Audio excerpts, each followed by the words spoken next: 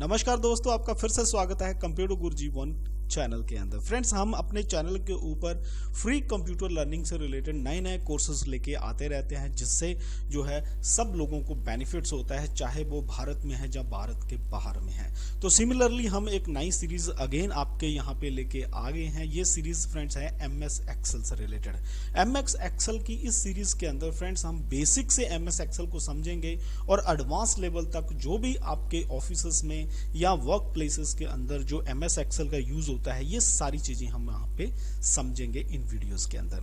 आपको क्या करना है, कंटिन्यूसली हमारे चैनल के साथ जुड़े रहना है और रोज रोज जो भी हम वीडियोस डालते हैं उनको आपको एक बार देखना है, फिर उसको आपको जो है प्रैक्टिकली करना है अपने कंप्यूटर लैपटॉप या अपने जो है मोबाइल के अंदर आप ऑफिस जो है वो डाल के भी इसकी प्रैक्टिस कर सकते हैं। तो अभी हमने जो MS एक्सेल का सीरीज है, ये हमने यहाँ पे शुरू किया है एक फंडामेंटल लेवल से। उन लोगों के लिए भी ये बेनिफिशियल होगा जो बिल्कुल ABC ऑफ MS एक्सेल की नहीं जानते हैं, वो भी इजीली समझ सकेंगे कि MS एक्सेल जो है वो कैसे काम करता है। तो यहाँ पे हम बेसिक से चलाएंगे। अगर आपको MS एक्सेल के बारे में जानकारी है तो भी आप इस वीडियो को देखें। अगर आप बिल्कुल फ्रेशर हैं, बिगिनर्स हैं, MS एक्सेल सीखना चाहते हैं, तो आपके लिए बहुत ही बेनिफिशियल्स है। यहाँ पे आपको समझ नहीं आती है, पॉज करके वीडियो को आप जो है रिवाइंड करें और दोबारा उसको आप समझ लें कि हमने क्या बोला है और क्या आपको समझाने की कोशिश कर रहे हैं। आई होप कि हमारा जो मिशन है घर घर तक, हर एक स्टूडेंट्स तक जो है फ्री कंप्यूटर लर्निंग पहुंचाना, वो जरूर कामयाब होगा अगर आपकी सपोर्ट रहेगी, आपका साथ रहेगा। आपने अगर पहली बार इस वीडियो को देख रहे हैं तो फ्रेंड्स इस चैनल को सब्सक्राइब जरूर कर लें, क्योंकि हमारी बहुत ही इंपॉर्टेंट क्लासेस जो है आने वाली हैं, सो दैट उनके नोटिफिकेशंस आपको मिलते रहें। आपको जैसे आप सब्सक्राइब के ऊपर टच करते हैं, साथ में बेल आइकन को दबाते हैं, तो जब भी मैं वीडियो अपलोड करूंगा इस चैनल के ऊपर, तुरंत आपको एक नोटिफिकेशन आएगा, आप उस वीडियो को देख कर उसका बेनिफिट ले सकते हैं। तो चलिए ज्यादा समय आपका नहीं लेते हुए MS एक्सेल की जो है बेसिक की क्लास जो है डे 1 जो है आज हम स्टार्ट करने जा रहे हैं, उसको हम स्टार्ट करते हैं।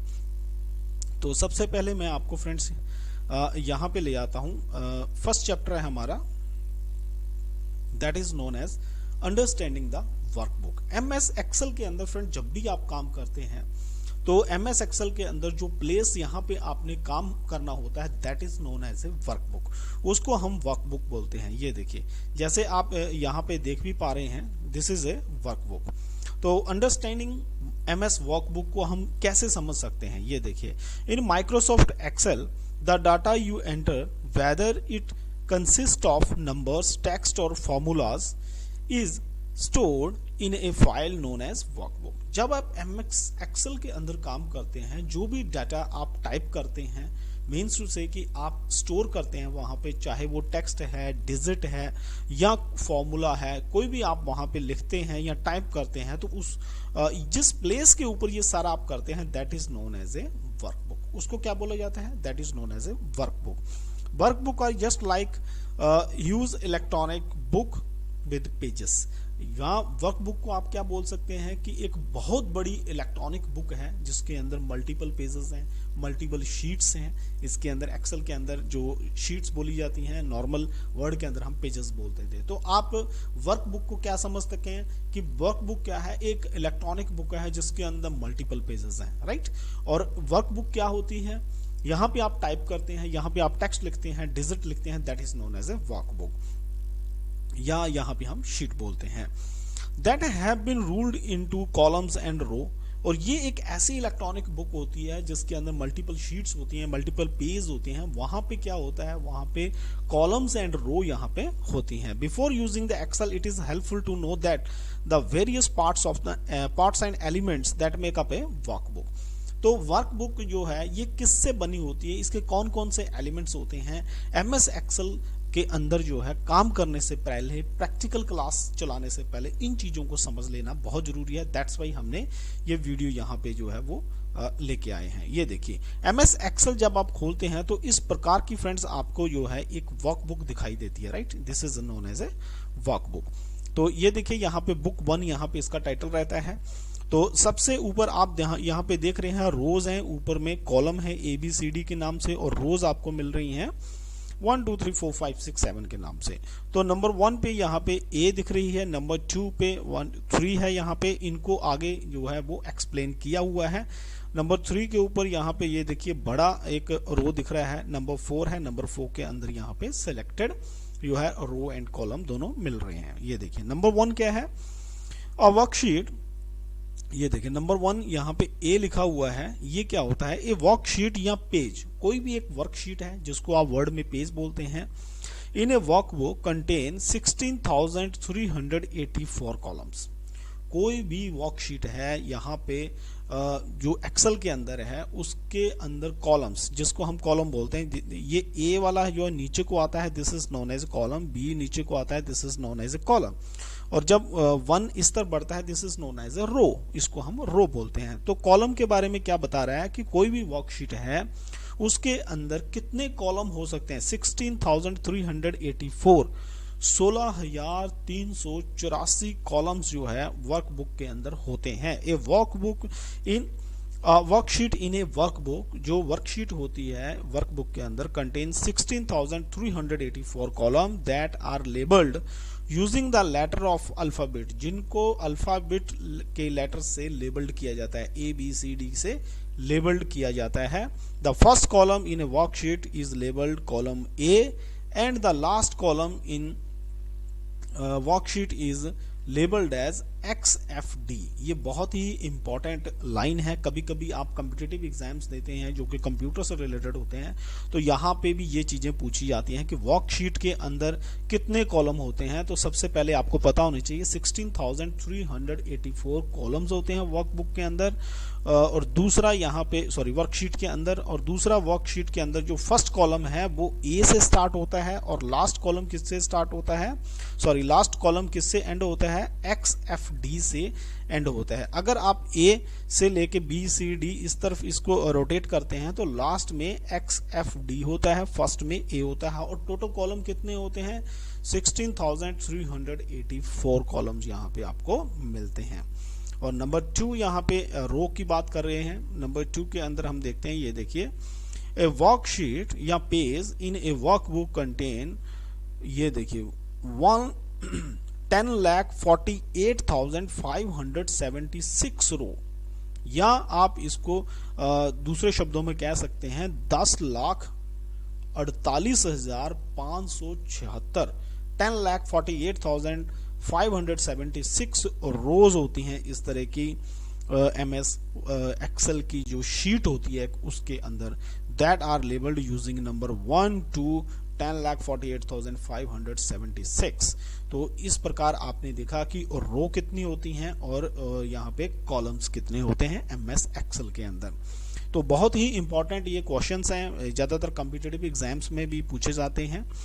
और 3 के अंदर आपने देखा कि 3 के अंदर यहाँ पे क्या दिखा रखा है, where a column and row intersect we get what is known as a cell। यहाँ पे कोई भी कॉलम या रो, जब यहाँ पे कॉलम है इस तरफ रो है, जब दोनों आपस में इंटरसेक्ट होते हैं, एक पॉइंट पे मिलते हैं, और वो जो पॉइंट होता है that is known as a cell, उसको सेल बोलते हैं। जैसे आप देख पा रहे हो यहाँ पे ए जो है सिलेक्टेड है, यहाँ पे ये जो बॉक्स दिख रहा है आपको सिलेक्टेड बॉक्स है, यहाँ पे कॉलम ए का कॉलम और 1 रो आपस में मिल रहे हैं, this is also known as a cell. तो क्या बोलते हैं यहाँ पे, where a column and row intersect we get what is known as a cell, जिसको हम सेल बोलते हैं। You enter your data into these cells. और ये जो सेल्स होते हैं यहाँ पे रो एंड कॉलम आपस में मिलते हैं, वहीं पे हम डाटा जो है वो एंटर करते हैं, right. Where a column and row intersect we get what we known that is known as a cell. You enter your data into this cell. Each cell in a worksheet can hold up to 32,767 characters। यहाँ पे ये चीज भी important है, याद रखने वाली है कि हर एक सेल जो है उसके अंदर कितने कैरेक्टर्स आप लिख सकते हो। वहां पे 32,767 कैरेक्टर्स आपको अंडरलाइन कर लेना है या इसको आपको नोट करके रख लेना है। एक सेल के अंदर 32,767 कैरेक्टर्स आप यहाँ पे लिख सकते हैं। Although it would be unrealistic to ever push it this far, और ये बहुत ही बोला अनरियलिस्टिक है कि आप इससे भी आगे इसको कर सके, इतने करेक्टर कोई लिखता नहीं है सेल के अंदर। Cells are referred to by their column and row level. Cells को आप कैसे रेफर करते हो, कैसे पहचानते हैं कि ये सेल कौन सा है? आप उसको जो है कॉलम एंड रो नंबर से पहचानते हैं। जैसे यहाँ पे ये फर्स्ट सेल है, तो जैसे ए वाला फर्स्ट सेल है तो ए कॉलन 1 यहाँ पे लिखा जाएगा, उसी से पता चलेगा सेल की नंबरिंग, वो हम आगे समझ लेंगे। जैसे यहाँ पे इन्होंने एग्जाम्पल भी दे रखी है। Cells are referred to by their columns and row name. For examples, the screen above the cell are pointing to C11। जैसे यहाँ पे इन्होंने ये यहाँ पे दिखाया था 11 नंबर रो है, ये देखिए 11 नंबर रो है और कॉलम क्या है, C है, तो यहाँ पे इसका नाम क्या हो जाएगा, C11। जैसे A और 1 था तो यहाँ पे A1 हो जाएगा सेल का नाम। तो सेल का नाम ये हुआ है और रो और कॉलम दोनों को मिला के दिया जाता है। This reference is known as the cell address. और ये जो रेफरेंस होता है सेल का, इसको हम क्या बोलते हैं, this is known as a cell address, इसको हम सेल एड्रेस कहते हैं। And is most important as it is frequently used in commands and formulas. और जब भी हम MS एक्सेल के अंदर कमांड एंड फार्मूला यूज करते हैं तब वहां पे सेल एड्रेस जो है बहुत इंपॉर्टेंट होता है, वहां पे इसको यूज किया जाता है। वो हम आगे सीखेंगे जब हम फॉर्मूला यहाँ पे लगाएंगे कि सेल एड्रेस जो है कैसे काम करते हैं। अभी हम बेसिकली समझ लेते हैं पहले MS एक्सेल शीट के बारे में।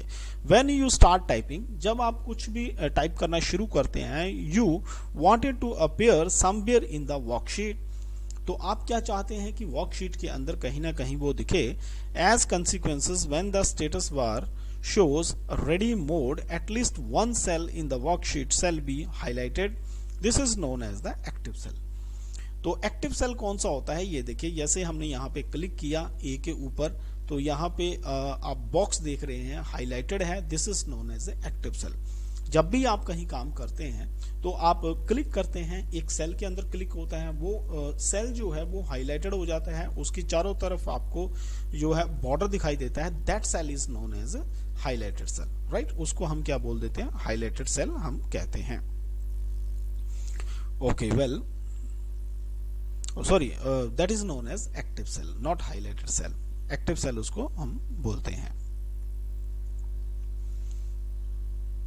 उसके बाद देखते हैं हम, in the screen above the active cell is A1. Notice that the column label and the row label also appear colored to indicate the active cell. You have more than one active cell. When this occur, you have what is known as a range, और जिसको हम range बोलते हैं। हम यहाँ पे ये चीज समझ लें, जैसे हम यहाँ पे देख रहे हैं ए जो है एक्टिव सेल है क्योंकि हमने एक ही सेल को यहाँ पे क्लिक किया है। अगर आप उसको जो है माउस को लेफ्ट क्लिक करके मल्टीपल सेल्स को जब आप सिलेक्ट कर लेते हैं तो मल्टीपल सेल्स आपके यहाँ पे हाईलाइट हो जाते हैं, राइट।